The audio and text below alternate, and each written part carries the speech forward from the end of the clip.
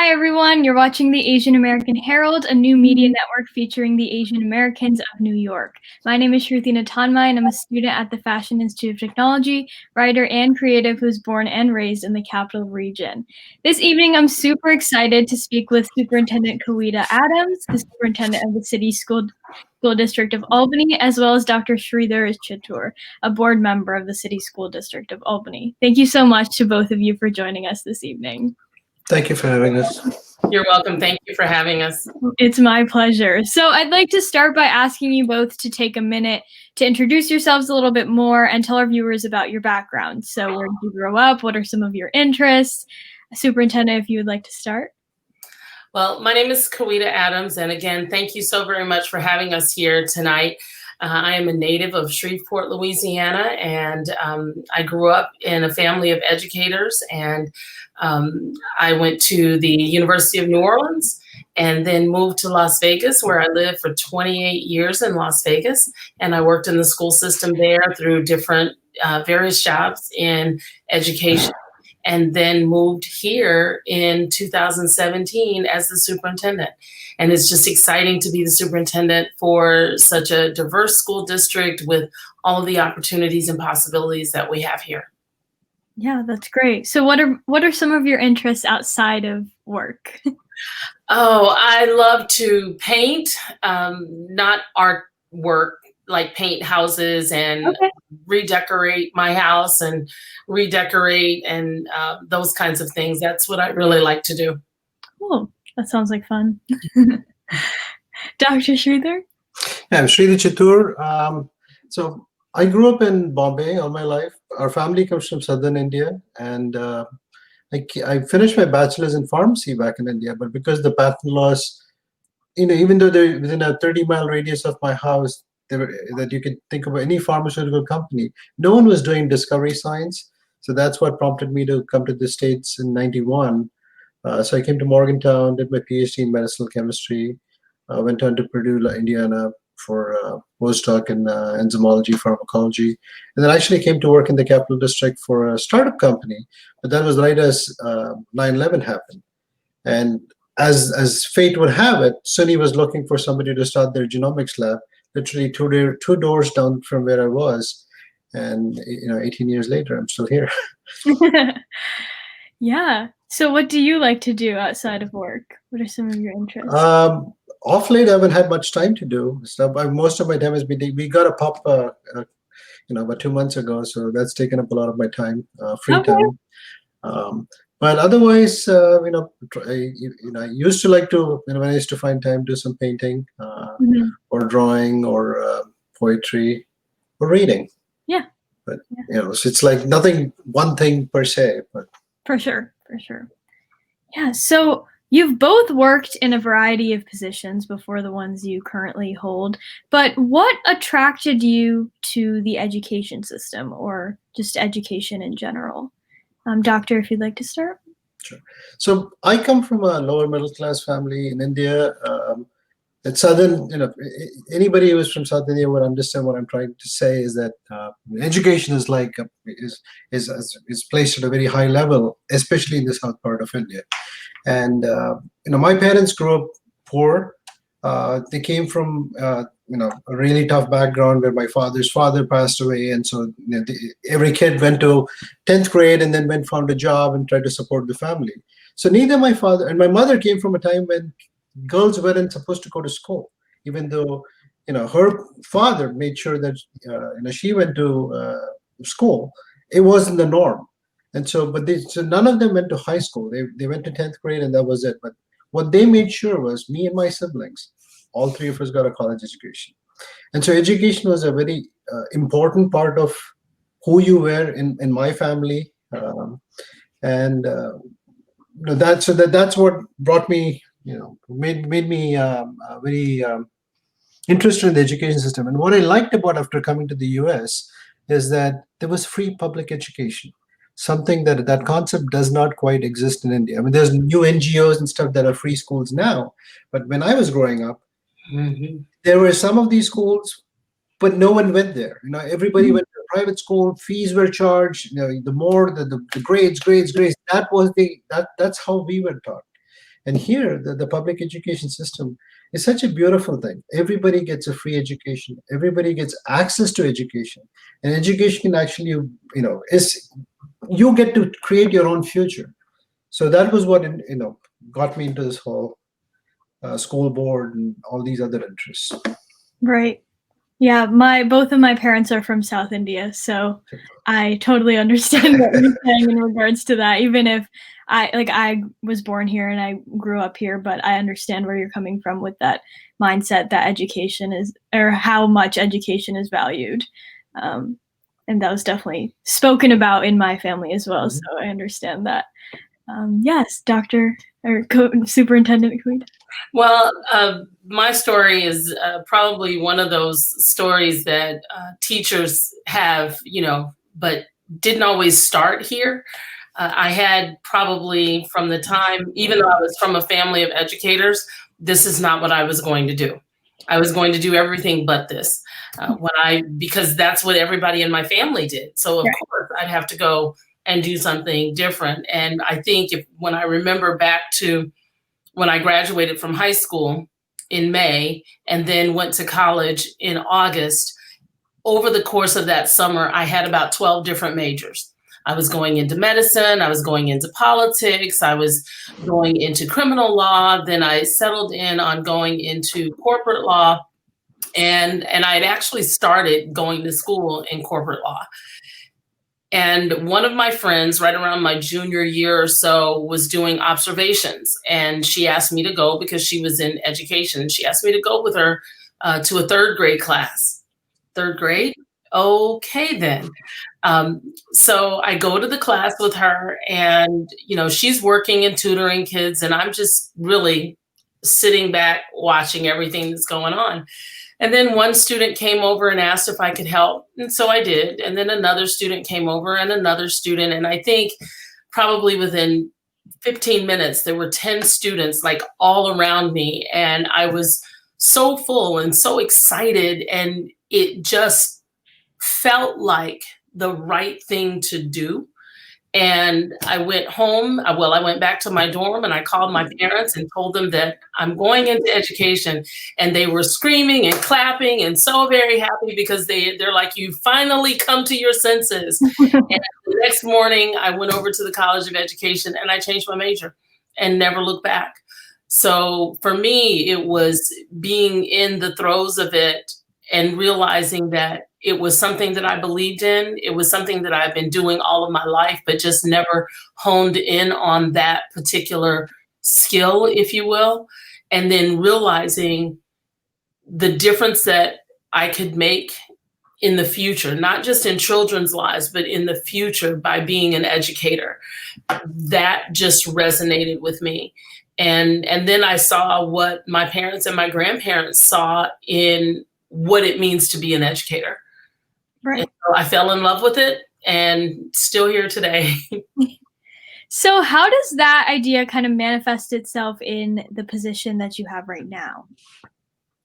Right now, it is making sure that everything that we do is student-centered and every decision we make has our students at the very forefront of every decision that we make. Even the difficult decisions. It's still not without, and I know sometimes people think that when you have to make those tough decisions that we're not thinking about kids, but we really are. It's just a tough decision that we have to make. But it's always about looking at how do we make things equitable for our students? How do we create access and opportunities for all kids, not just one group of children, but all of our students have needs, regardless of where they come from. They could be high socioeconomic, mid socioeconomic, low socioeconomic, whatever it is, whatever ethnicity, everybody has a need. And so making sure that we are providing that access and opportunity for all of our students and trying to stay true to that as much as we can. Right. No, that's great. That's incredible.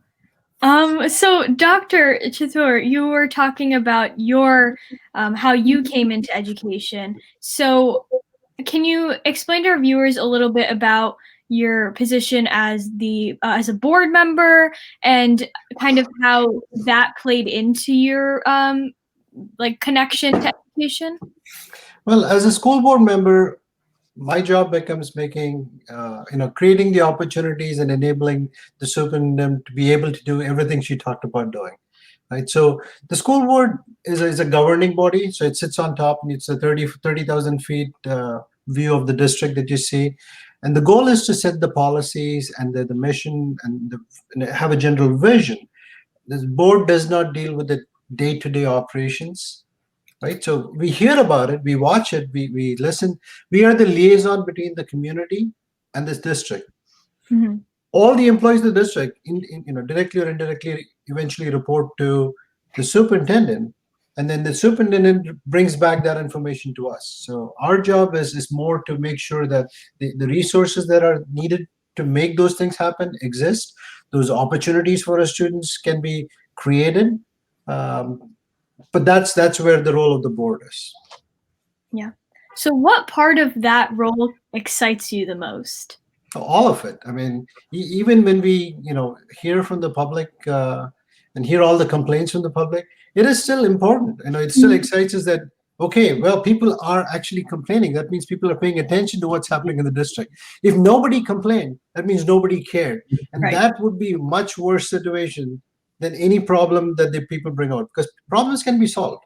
Mhm. Right? You can think outside the box. You can find a solution. Yes, it may not be easy, Right. but it's doable. But if nobody complained, nobody said anything, that means no one cares. And that's about that. So all of it excites. So in my role on the school board, I mean, I'm on the policy committee. So we set policies for the district and make sure, so the most exciting thing in that position was being part of the team to create the equity policy, because we've all been talking about equity in the district for a while, but now it is an official policy, and that supersedes everything. And we're making sure that that vision that we talk about exists in everything we do on a daily basis with our students, right?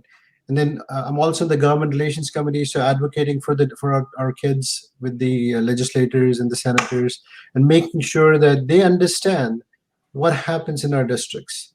What are the needs of our kids? It's one thing to assume, and another thing for us to go to them and show, here's the data. Look, this is what you do, and this is what it does to our kids. So can you help us? Right. Yeah. So this school year has undoubtedly brought forth a set of unique challenges with remote learning models and additional precautions that have been taken even outside of the education system in response to the current ongoing pandemic. So how have your roles changed during this time period? And what have you been working on in your position to ensure that students and staff are safe and parents are well informed about their child's safety? Kaweeda, if you'd like to start. My role as a superintendent has not changed.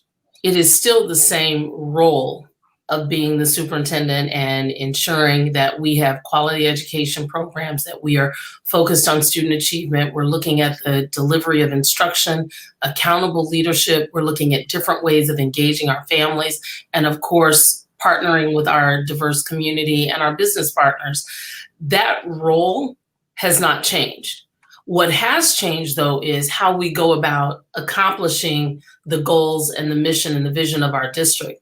The way in which we do business has changed, but the role of superintendent has not changed. It is still keeping that laser focus on what we need to do to create those equitable opportunities for our students.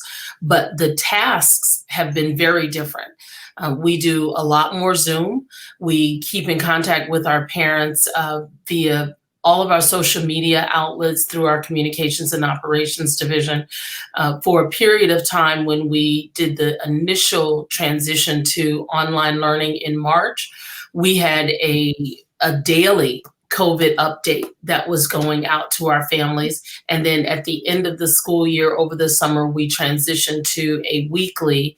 And then at the beginning of the year, we brought back that same thing, but now it's probably about every 2 weeks. But now our schools have picked up a lot of that notification, which is direct to their communities. So we also make sure that we have information on our website so that we are communicating with our parents.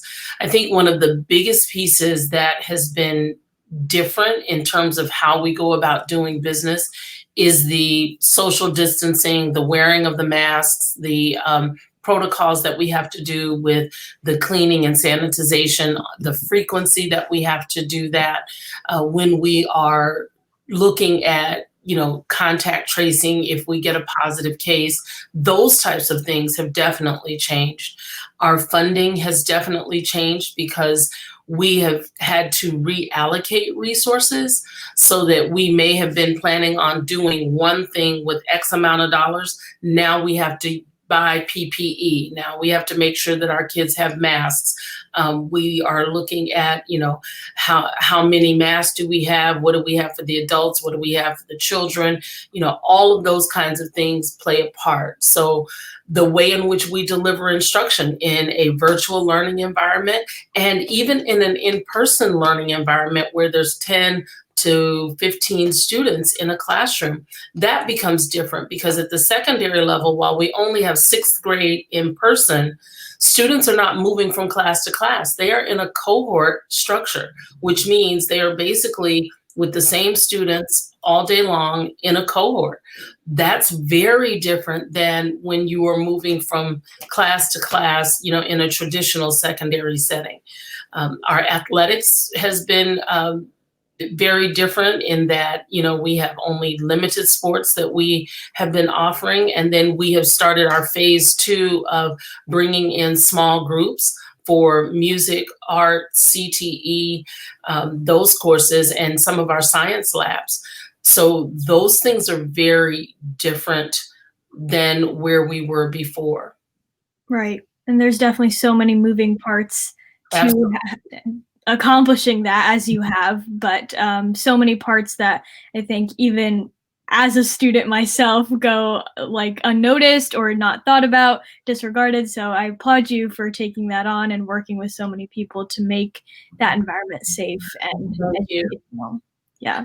A lot of things, though, the behind the scenes things, for example, over the summer, we did continue to feed our students, and we had the grab and go lunches at different sites.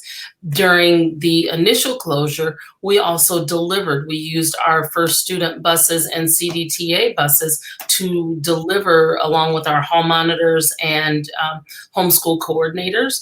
They delivered food to families who, for whatever reason, transportation reasons, or just afraid of COVID-19, we were able to facilitate that. That's something that's very different that we've had to do as well. Right. Yeah, for sure. Yeah. And again, that's often not thought of when thinking about social distancing in schools and things like that. So we served over 300,000 meals this summer. That's amazing. Mm-hmm. Well, congratulations. That's amazing.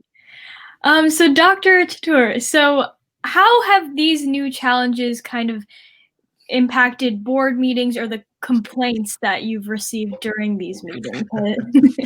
So, in my day job, I'm a scientist at faculty and the student of the School of Public Health. Okay. And so, we talk about flu, we talk about these things. In fact, I was in a meeting before in February where we were looking at what's happening in China and talking about, hey, what's going to happen? Do we need to be careful? I come down here, and within 2 weeks, hell breaks loose in New York, and that's the start of the pandemic. So, in my lab, we've been doing some COVID research as well. Mm-hmm. So safety is first and foremost important, right? So we know how important it is and how dangerous this pandemic is, and how simple things like hand washing, wearing a mask can abate this thing. It may not cure you of it, but at least it'll protect us to a certain degree. And so when this happened to the schools, I also have 2 kids in the school district, right? Once in high school and once in elementary school. And I was wondering how this would work out. I have to go to a job. If the schools are shut down, how are they going to be in the house by themselves doing the Zoom online thing? without a teacher. So the concerns that parents have are concerns that I have too, right? So we understand when people complain, we understand why they are saying this, because these are genuine concerns. What I was also surprised, I mean, I was assuming, okay, if the elementary schools are open, how are you going to get these three, third graders, second graders to be wearing a mask and dealing with this thing? But what we have seen is those kids are actually following rules and are better, listeners than grown-ups adults. They should be teaching us how to do these things. So that was kind of interesting how it played out in the pandemic. Right. But as a board member, it was challenging in the fact that we are a we're a high needs district, right? So we depend on a lot of aid from the state. We don't get as much aid as we need, but this year with the pandemic, everybody was hurting. The counties were hurting, the cities were hurting, all over the state. The state itself, the revenues were down. So we understand there is no money to get to, there is no Peter to rob and pay Paul, okay? Which is what usually happens. Okay, we'll give you, we'll look at you next year, we'll take this money and give it to you this year. Well, no one has any money. So how do we do this? That was challenging. I mean, in budgets, we have a system, and in January we start talking about budgets, and when we're looking at these things as things are coming down the pipeline, oh no, what if this doesn't come? What if that doesn't come? In May, we realize that we are not going to we have to lay people off, and we start doing all these forums, and you can't have a board meeting, right? A board meeting, you have a public board meeting where you have people coming into this building. Well, with social distancing, that wasn't possible. But necessity is the mother of invention. And we've always talked about doing things online. So what has come out of the pandemic is that we become so used to using Zoom and online media and online forms of communication that we moved our board meetings virtual, right? And that, what happened is a lot more people connected with the school district, more people who came to these board meetings. So I mean, we had board meetings where there were 1,000 people connected. Right? So that's huge. We don't expect, we have 15, 16, okay, 100 people. Right. So this was unique. What has happened since is that once we decided we were going to do this, and we have opened our schools, our kiddos are good in school. If they can go, we can go too. And we are in person, but we kept the online streaming going. That has brought more people into because we realized parents can't always come out to board meetings. We moved our board meetings from 7 to 6:30, but it's still the time when people are cooking dinner, eating dinner, preparing for the next day of school, what have you. This allows them to be wherever they are, connect and engage with what's happening in the school district. We also changed the way where people would send in public comments. Now you can not only email the board or come in person, but you can also do voice recordings, and your letters will be read publicly online. So new things happen because of the pandemic. So there are certain, it was a blessing in disguise in certain ways. Right. But funding, that's always been a challenge. Right. We're still working on it. So looking to the future as a scientist, board member, and parent, what challenges do you foresee in the near future, either in regards to continued remote learning or any other issues that kind of arise with it? The challenge is really funding, because like I said, I mean, this pandemic is all through the world, not just New York State, right? So every country is hurting. The entire country is hurting in the US. Hopefully things might change with the new administration, but we don't know. But there is no new money coming in from anywhere. And so and this is something that is not just going to go away in 2 months or 3 months. It's a long-term process. And so we're going to be feeling the effects of this shutdown, this economic downturn for a couple of years, right? And so when we try to change things, you don't see the results immediately. It takes a few years or months or what have you before you start seeing the fruit of your efforts at the front end. Same thing with the recovery. That's going to take a while. So if there is no money, we may have to continue these kind of virtual education forums or what have you. the problem with those is kids need, I need to see people face to face and talk. So, I can only imagine what those kids must be going through. Right. And so the social emotional challenges that we're going to see, the effects of those, kids, we have to be very careful in these next couple of years and make sure there are other venues where kids can express themselves and connect with their peers. Um, so these things that would normally not have been as big in a regular school setting are going to be bigger. And then you're going to need counselors and what have you, which cost money, which you don't have. So everything gets compounded. Right. Yep. It's one big cycle. But that's a very good point that you bring up that I hadn't even thought about in regards to social development in children and an outlet and communication skills, essentially in-person communication skills. That's very important. And is often not thought about because it's almost a given when it comes to school. But I think that's a very good point that you bring up. So we're running a bit short on time. So I have one last question for you both. As Doctor was saying that all the change that's occurring, it's a process. It will continue to be a process with adjustments being made for the next couple of years. So, but though it's been a challenging past couple of months as a student myself, I can say that it's certainly been educational in a way.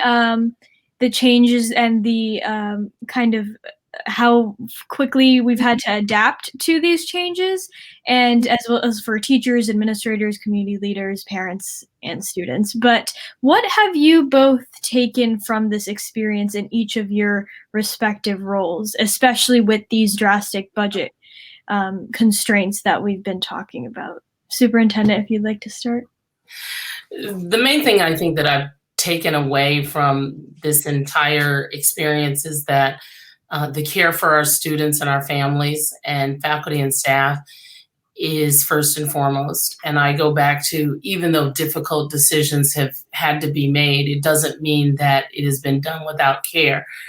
We may not like the outcome. We may not even like the decisions that we've had to make, but yet and still trying to make sure that we're doing it in a way that is respectful of our employees, of our families, and of our students. I think another thing that's a takeaway is we never know what's possible until we try the impossible. And no one ever predicted anything like this would impact us the way that it has, the way in which we have had to be creative and flexible and innovative and look at things completely differently, even overnight sometimes, and have something that really works for our children. I think that is the piece that I will take away as well, in that we work with some of the smartest, brightest people in education today, and all of the minds working together at all different levels in every single role, everybody pitching in together, doing what is right and good for our children. That is what my biggest takeaway is, to see how all of our administrators have rallied together to develop different protocols at their schools that align with the CDC guidance, et cetera, looking at what cabinet has done, looking at how our teachers have just been able to pivot into remote learning with support, with training, and then be willing to move forward to assist our students. I look at our support staff, our maintenance workers, our clerical workers, our TAs, hall monitors, homeschool coordinators, everyone working together to make sure that we are doing what is in the best interest of our students. And when you see that, and you see, and I can't forget our school nurses and school psychologists and behavioral specialists and counselors, I can't name every group, but it's not just one person that does it all. And everyone in our organization is important. We just have different roles that we play, but there's no one that's more important than the other. We are all extremely important and critical to taking care of our students. And I think those are my takeaways. Of course, the creativity, flexibility, and making sure that we are caring for our students and being innovative in the things that we do. Right. Yeah, no, that's great. And it's definitely a team effort, as you said, all across the board. Yeah. Dr. Chittur? She nailed it. Everything she said. The only one other thing that I would say as a board member is transparency and communication. Because the way, when people have their emotions and reactions, it's either because they have all the information, some information, or no information. You would rather see it if they had all the information, right? Most times people don't have access to that. And because of that, so that misguide, and if you don't have all that information, you're angry at something or you're upset at something, but it's not even there. There's nothing for you to be upset at, but you don't know that nothing is there. And so as a board, what we have to make sure is we open those lines of communication between the district and the community, so people understand why things are happening. What there are, if there's an alternative, have we tried that? The superintendent stays up at 3 and 4 in the morning, replies to emails, and coming up with all these ways. So how do we keep the school running, right? No one else knows that. It's all in her hair, in her head, or in her cabinet. But what the board can do is try to make sure some of those things trickle out and see that the community recognizes the efforts that are being made to keep things as running to the best we can. Sometimes it's outside our hands. We can't make things happen just by, with the magic wand. We wish we could. It would fix all our problems. But at least if you're open about communicating, then some of those issues go away. And that was another big learning experience, especially with the voting, right? With the budget vote, no one can go into vote. So everything was going to be by mail. And here are people who would have no information about a school district because they never paid attention to a school board, school budget vote ever. The highest vote. Remember, we had over 10,000 ballots turned in.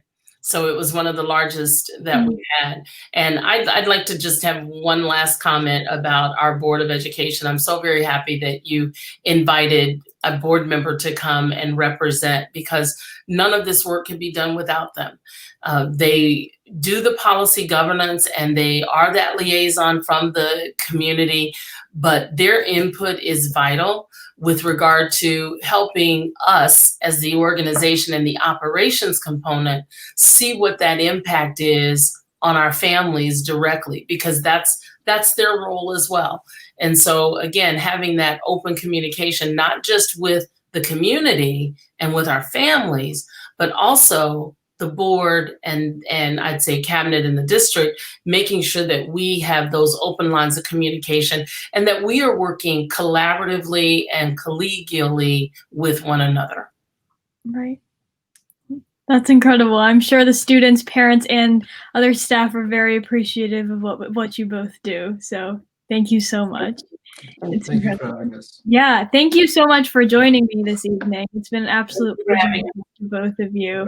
You're doing such incredible work, and it was great to hear about it and let everyone else know about it as well. So thank you for everyone watching for joining us this evening on the Asian American Herald. I am Shruti Natanma, and our wonderful guests for today were Superintendent Kaweeda Adams and Dr. Sridar Chittur. The Asian American Herald is a Facebook-based news media network dedicated to discussing topics and building community amongst Asian Americans in New York. Please send us your story ideas and look for the recording of this show on our Facebook page. Have a good evening and thank you again. Thank you very much. Thank you.